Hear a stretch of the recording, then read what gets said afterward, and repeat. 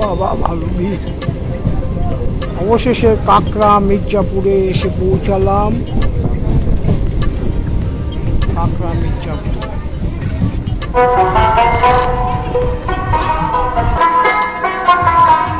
শিয়ালদা থেকে হাসনাবাদ লোকালে কাকড়া মির্জানগর এসে নামলাম। এখন এখান থেকে আমি অন্তপক্ষে টোটো করে যাব বাবা লোকনাথের মন্দির কচুয়া ধাম।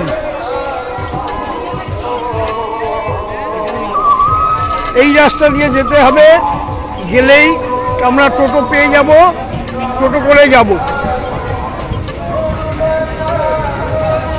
এখান থেকে টোটো ধরবো, ধরে কচুয়া ধাম। প্রচুর ভক্ত আজকে আছে, দেখতে পাচ্ছেন, আমিও দেখতে পাচ্ছি।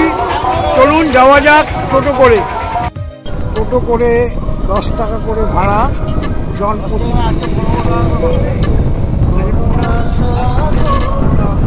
এখন 3 দিন 15 টাকা করে ভাড়া, এমনিতে ভাড়া 10 টাকা করে। আপনাদের নিয়ে যাচ্ছি বাবা লোকনাথের জন্মস্থান কচুয়া ধাম। স্টেশন থেকে এসে এই পাশে নামিয়ে দিচ্ছে সবাইকে। এই বাবা লোকনাথের মন্দির কচুয়া ধাম, জন্মস্থান পুণ্যতীর্থ কচুয়া ধাম। চলে আসলাম। চলুন আমরা এবার কচুয়া ধামের ভিতরে মন্দিরের দিকে যাই। শ্রী শ্রী লোকনাথ ব্রহ্মচারী বাবার পবিত্র জন্মস্থান পুণ্যতীর্থ কচুয়া। আমরা এখন এসে গেলাম। এই যে মন্দির দেখতে পাচ্ছেন, লাইন এবং প্রচুর পুলিশ দিয়েছে, পুলিশ মোতায়েন করেছে। আসুন, জানি না কতটুকু ভিডিও করতে পারবো আজকে, যতটুকু পারি। এটা অফিস ঘর। আমরা চলুন মন্দিরের ভিতরের দিকে যাই। জুতো পরে মন্দির প্রাঙ্গণে প্রবেশ নিষেধ।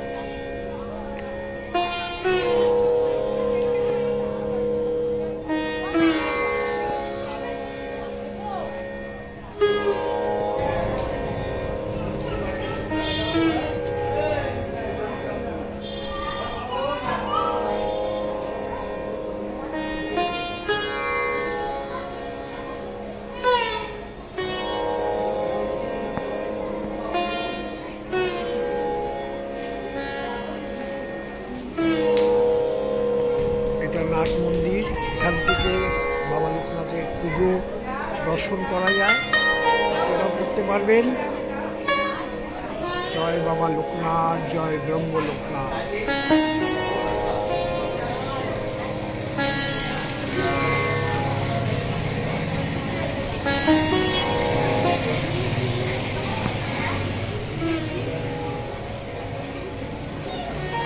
বাবা লোকনাথের গুরুদেব।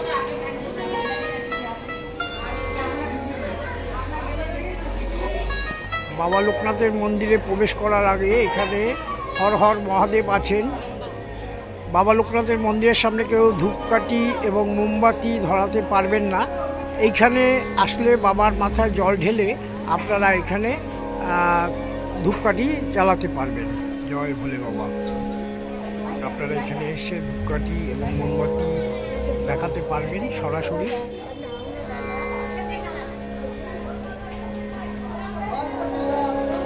এখানে যার যার মানত আছে তারা মানত করে এইখানে ধূপকাঠি এবং মোমবাতি জ্বালাচ্ছেন। কাল জন্মাষ্টমী, মোটামুটি আজ থেকে লোক আসা শুরু হয়ে গেছে। এই মন্দির শ্রী শ্রী লোকনাথ ব্রহ্মচারী বাবার জন্মস্থান তীর্থ কচুয়া ধাম। গত বছর 2023-এ আমি বাংলাদেশে বাবা লোকনাথ মন্দির, নারায়ণগঞ্জে যে মন্দিরটি রয়েছে বাবা লোকনাথের, সেই মন্দিরে গেছিলাম 19শে জ্যৈষ্ঠ। আর 2024-এ আজকের দিনে আসলাম, কালকে জন্মাষ্টমী, সেই উপলক্ষে।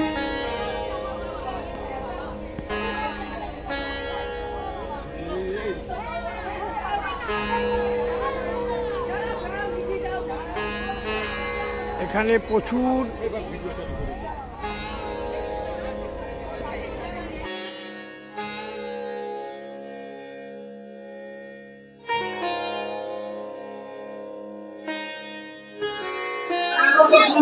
জয় বাবা লোকনাথ, জয় ব্রহ্ম লোকনাথ। বাবার মাথায় জল ঢালার জায়গাটা আপনাদের একটু দেখায়। অনেক ভক্তরা এসেছেন, সবাই বাবার মাথায় জল ঢেলে পুজো দিচ্ছেন। আসুন আমরা দর্শন করি।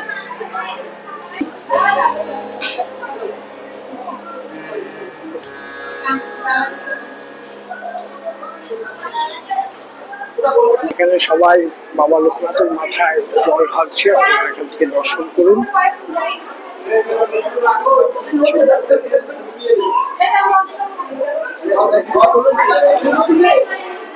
জয় বাবা লোকনাথ, জয় ব্রহ্ম লোকনাথ। দেখুন, এটা হচ্ছে দুধ পুকুর। এই দুধ পুকুরে লোকে ভক্তরা চান করে বাবা লোকনাথের মাথায় জল ঢেলে তারপরে পুজো দেয়। এই দুধ পুকুরটা আপনাদের আরো কাছ থেকে দেখাবো, সামনের দিকে যাচ্ছি।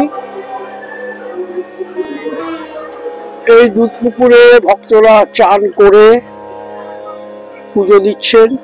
চান করেই আগে বাবা লোকনাথের মাথায় জল দিচ্ছেন। এটি একটি পবিত্র স্থান। আপনারা দেখুন, এখানে লেখা আছে দুধ পুকুর।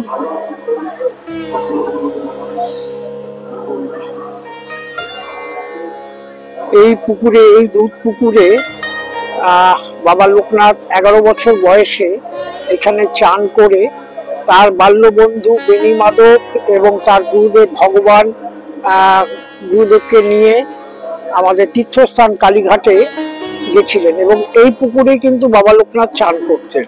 তার জন্মস্থানের ভিটে কিন্তু আমি এখন দাঁড়িয়ে আছি, এটাই তার পুকুর। এই দুধ পুকুরের নাম দিয়েছে। এই পুকুরটা খুব পবিত্র পুকুর।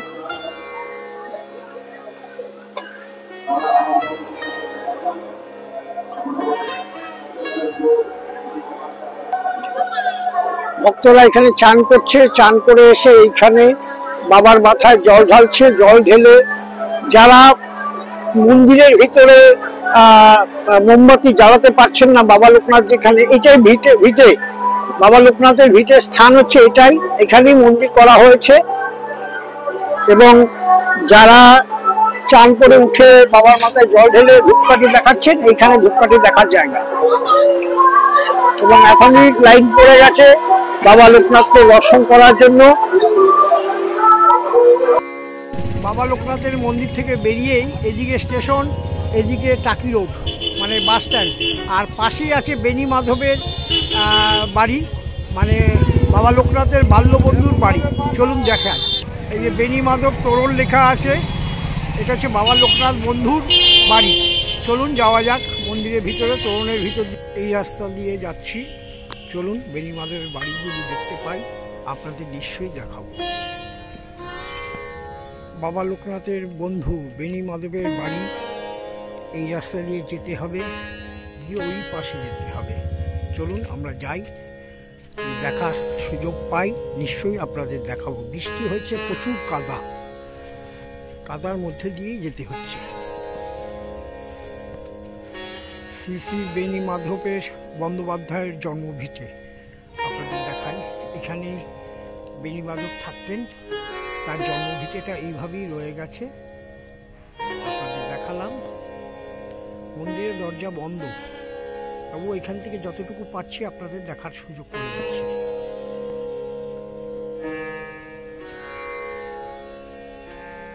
যেই ঘরে বেণী মাধব বন্দ্যোপাধ্যায় থাকতেন, বাবা লোকনাথের বন্ধু, বাল্যবন্ধু, তার ঘরেই, এই ঘরেই থাকতেন উনি।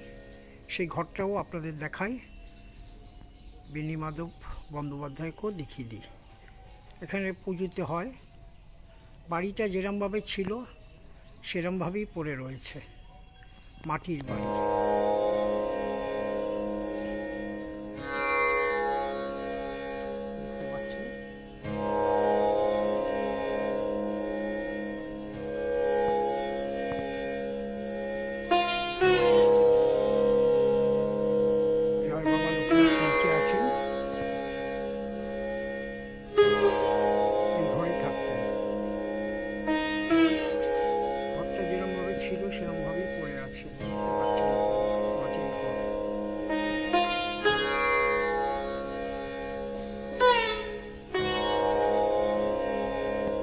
লোকনাথের মন্দিরের পাশেই ভগবান গাঙ্গুলির তোরণ দেখতে পাচ্ছেন। এটা ওনার গুরুদেব লোকনাথ মিশন লেখা আছে। চলুন এই তোরণের তলা দিয়ে প্রবেশ করি, আমরা ভগবান গাঙ্গুলির বাড়িটা দর্শন করে আসি। ভগবান গাঙ্গুলির বাড়ি মানে আমাদের বাবা লোকনাথের গুরুদেবের বাড়ি এসে পৌঁছালাম। আপনাদের দেখাই, বহু পুরনো বাবা লোকনাথের গুরুদেবের বাড়ি যেভাবে পড়ে রয়েছে এইভাবেই পড়ে আছে। এইটা ছিল পুরনো, এইটা পুরনো ভিটেটা। এখানে আগে থাকতেন, পরে এটা ভেঙে যাওয়ার পরে আবার এইখানে চলে আসেন। এটাই ভগবান গাঙ্গুলিরই বাড়ি। এই বাড়িতেই আগে উনি থাকতেন, পরে এই বাড়িটা ভেঙে যাওয়ার পর উনি এই বাড়িতে চলে আসেন। এইটা ওনারই জায়গা, দেখতে পাচ্ছেন এইভাবেই পড়ে আছে। যেই ঘরে উনি থাকতেন সেই ঘরটাও আপনাদের দেখাবো। আপনারা দেখতে পাচ্ছেন এখানে লেখা আছে গুরু ভগবান গাঙ্গুলির জন্মভিটে। এই জন্মভিটে, এই ঘরে উনি থাকতেন। এই ঘরেই উনি থাকতেন, বাবা লোকনাথের গুরুদেব।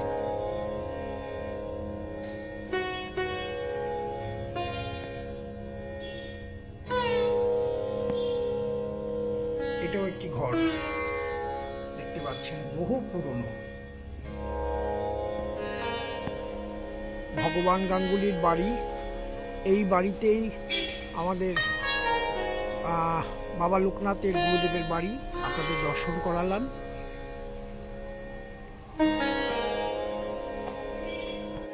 করে দেখতে পাবেন ভগবান গাঙ্গুলির বাড়ির সামনে সবাই বলে চাকলায় ওনার জন্মস্থান। আর আমি দেখলাম এবং আমি ইউটিউবের মাধ্যমেও দেখেছি যে কচুয়া ধামটাই হচ্ছে আপনার বাবা লোকনাথের জন্মভিটে। এবং জন্মভিটের মধ্যে গাঙ্গুলি ভগবান গাঙ্গুলি এটা জন্মভিটে, সেটাও আপনাদের দেখালাম। জয় বাবা লোকনাথ, জয় ব্রহ্ম লোকনাথ, জয় ভবা।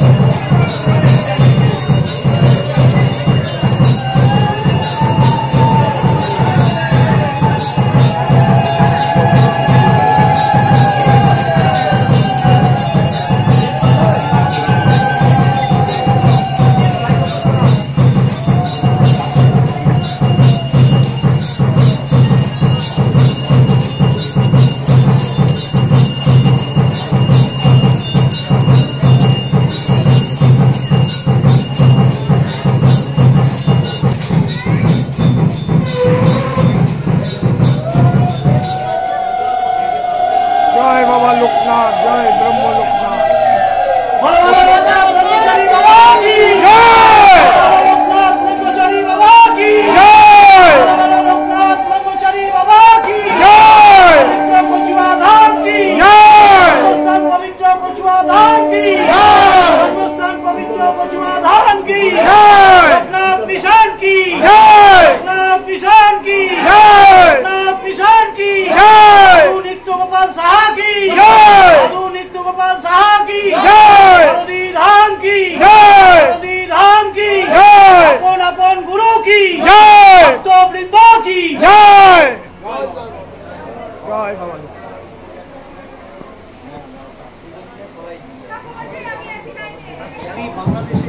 বাংলাদেশে ঢাকা শহর থেকে এসেছেন, ঢাকা স্বামীবাগ মন্দির এবং বাংলাদেশের যে লোকনাথ সেবক সংঘ আপনি আছেন, তাই তো?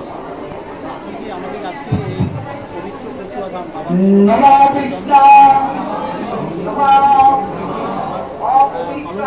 কচুয়াধামের লোকনাথ মিশনের মাধ্যমে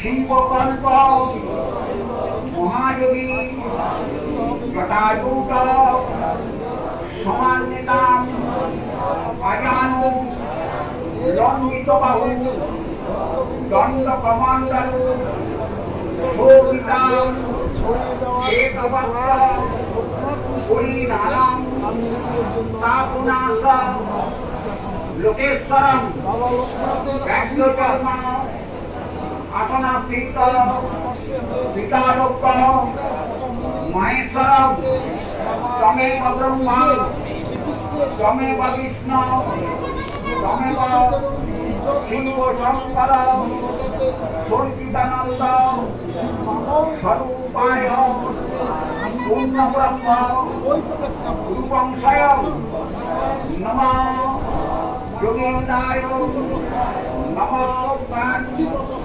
জগীশ্বরায় নমঃ উমানন্দ স্বরূপায় লোকনাথায় নমঃ নমঃ নমঃ এষ সচন্দন পুষ্পাঞ্জলি নমঃ ভগবতে লোকনাথায় নমঃ নমঃ নমঃ শ্রী ভগবতে লোকনাথায় নমঃ নমঃ। পুষ্পাঞ্জলি ফুল ছুঁইবেন না, দাঁড়াতে দিন। বলছি আজকে আপনাকে প্রথমে কচুয়াধাম থেকে লোকনাথ মিশনের তরফ থেকে আমরা যারা কমিটির লোকরা আছি সবাই মিলে স্বাগতম জানাচ্ছি।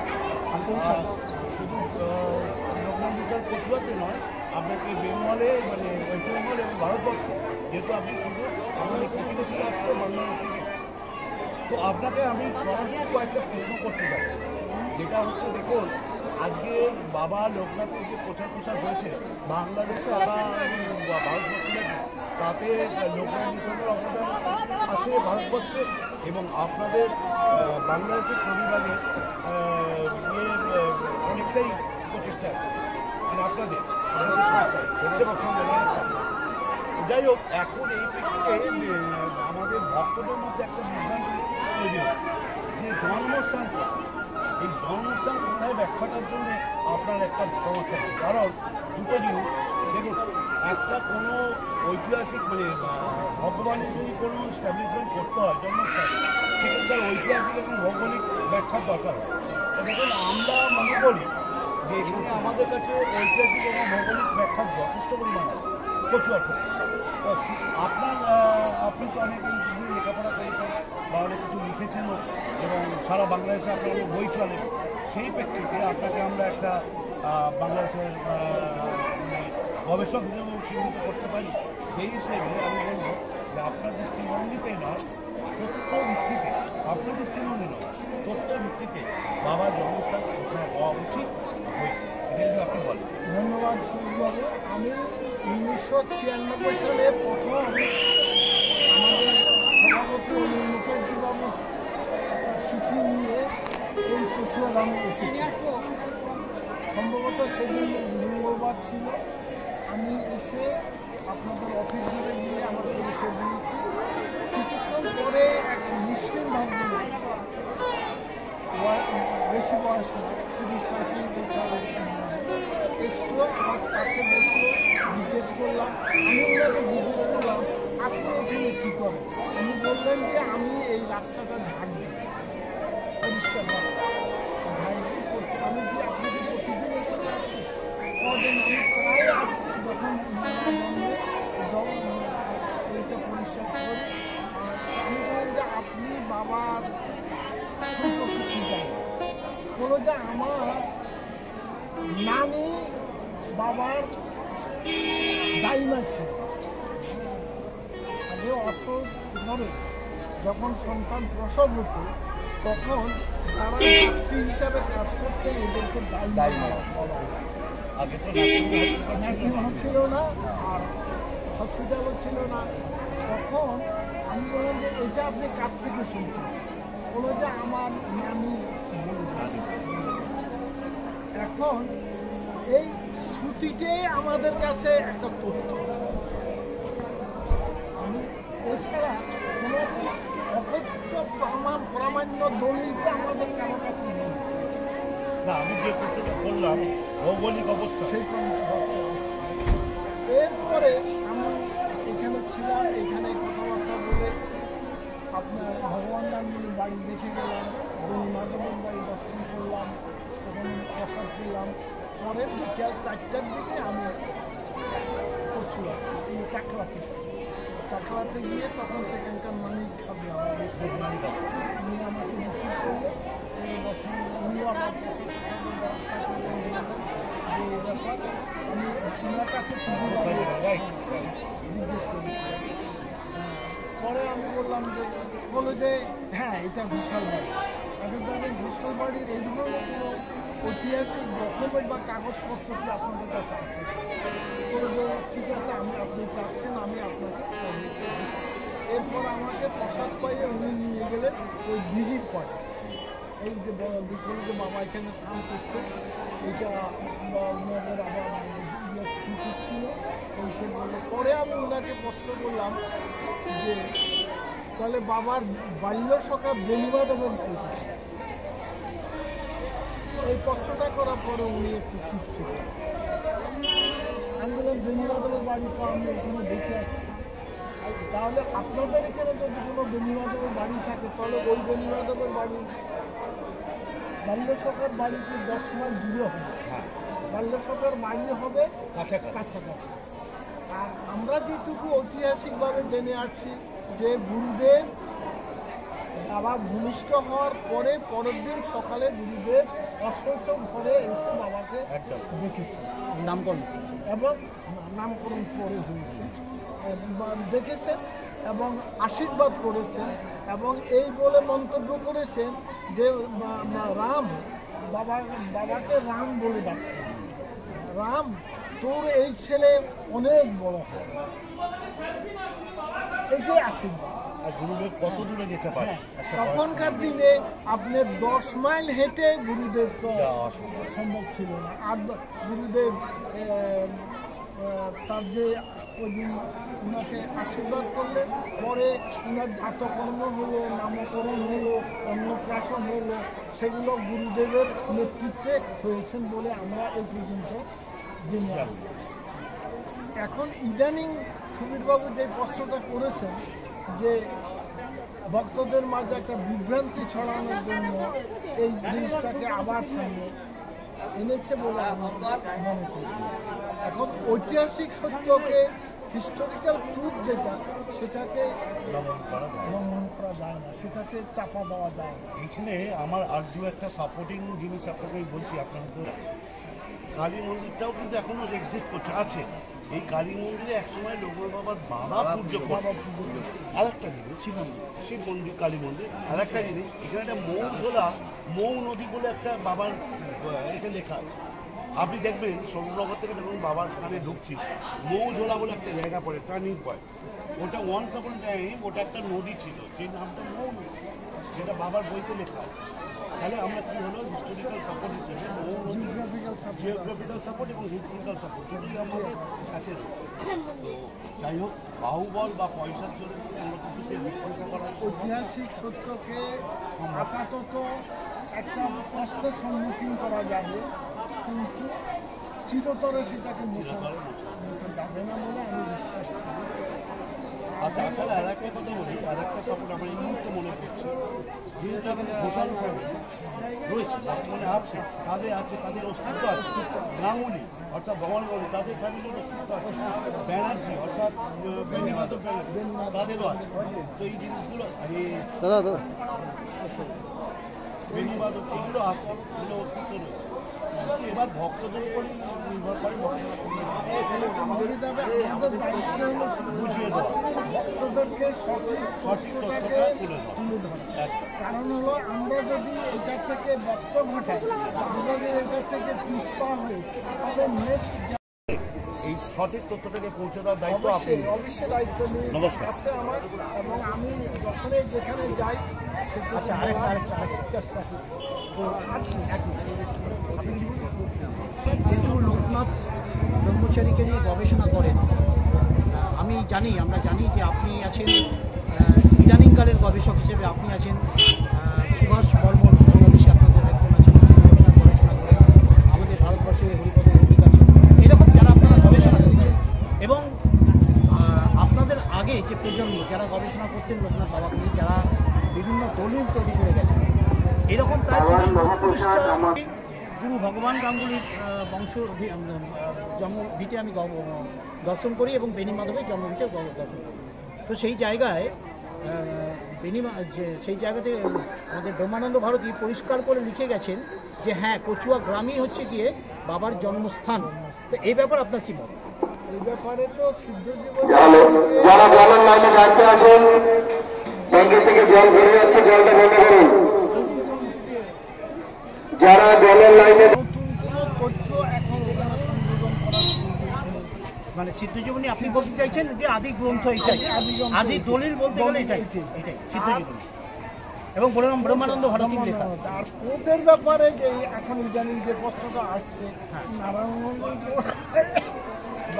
বাবা সাক্ষ্য দিতে গিয়ে যে কথাগুলো বলেছেন, সেটার প্রেক্ষিতে আমি বলবো, একজন সিদ্ধিপ্রাপ্ত মহাযোগী কখনই তার পূর্বাশ্রমের বিবরণ দিতে চান না। এটা হলো আমাদের সনাতন শাস্ত্রের একটা, এখনো তাই। এখন উনি কোর্টে এমনও তো বলেছেন, যখন উনাকে বলেছেন আপনার তো বয়স এত হতে পারে না, তখন বিপক্ষের উকিল বলেছেন তাহলে আপনি এখানে তাহলে কি আপনি সঠিক কথা বলতে আসেননি? বলে যে না, আমি যা বলছি সেটা তো আমি সঠিকই বলছি, এখন তোমরা মেনে নিচ্ছ না সেটা তোমাদের ব্যাপার, তোমরা যা ইচ্ছা তা লিখে নাও, আমার কোনো আপত্তি নেই। তাহলে এখন কোর্টে যেই যারা পেশকার বা উকিলেরা যেটা লিপিবদ্ধ করেছেন, সেটা তো বাবার এই কথাতে বুঝে যায় যে বাবা সেটা বলতে চাননি। আর ওখানে একটা পয়েন্ট হলো, বাবার তখন 155 বছর, নারায়ণগঞ্জ কোর্টে যখন উনি সাক্ষ্য দান করতে গেলেন, তখন উনার বয়স 155 বছর। তখন অথচ ইয়েতে লেখা হয়েছে 50 কি 60, তাহলে কি বাবার বয়স কি 50 কি 60? না, এটা তো ভুল, এই তথ্যটাই তো ভুল। তাহলে তো বাবার আমার দৃষ্টিতে বলবো, তাহলে বাবা তো ওই কথাটা বলেছে যে আমি যা বলেছি বলতে চেয়েছি সেটা তোদের বিশ্বাস না হলে তোরা তোদের মন মতো লিখে নি। ঠিক কথা, তাই হয়েছে আমার বিশ্বাস। এবং সেক্ষেত্রে আমরা দেখেছি যে এই যে প্রতিটা বই, আমরা যে 30টা বই পড়েছি, সেই 30-32টা বইয়ের মধ্যেই দেখেছি আমরা কচুয়াই জন্মস্থান বলে উল্লেখ করা হয়েছে। আছে কিছু বইতে চাকলার কথা বলা হয়েছে, কিন্তু চাকলায় এই চাকলাটা কোন চাকলা? 84 চাকলা বলে তখন ব্রিটিশ পিরিয়ডের আগে, মোগল পিরিয়ডে 84 চাকলা বলে একটা 84